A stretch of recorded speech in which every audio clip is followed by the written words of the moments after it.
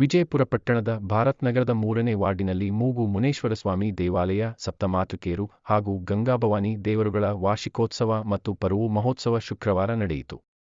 ಮರವೆ ನಾರಾಯಣಪ್ಪ ಹಾಗೂ ಮರವೆ ಕೆಂಪಣ್ಣನವರ ಕುಟುಂಬದವರಿಂದ ಈ ಪೂಜಾ ಕಾರ್ಯಕ್ರಮಗಳು ವಿಜೃಂಭಣೆಯಿಂದ ನೆರವೇರಿದವು.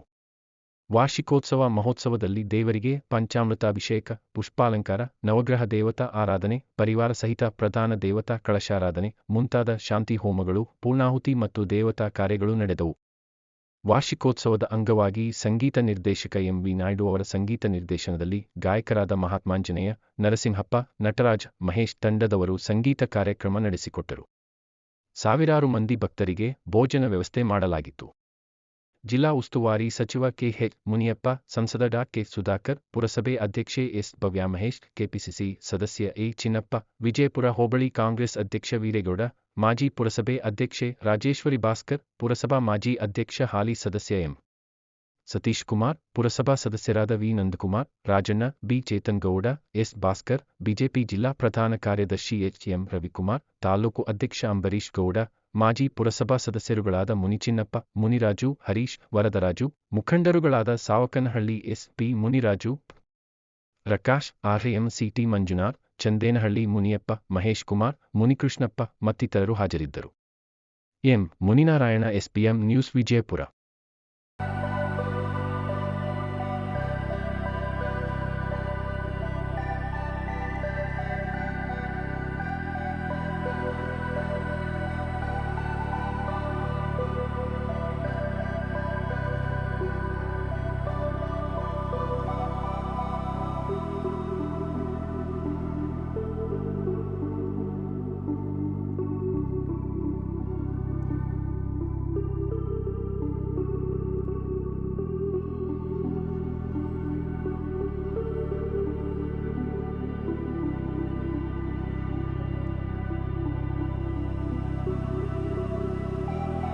ನೂರು 200 ವರ್ಷದಿಂದ ದೇವಸ್ಥಾನ ಇದೆ.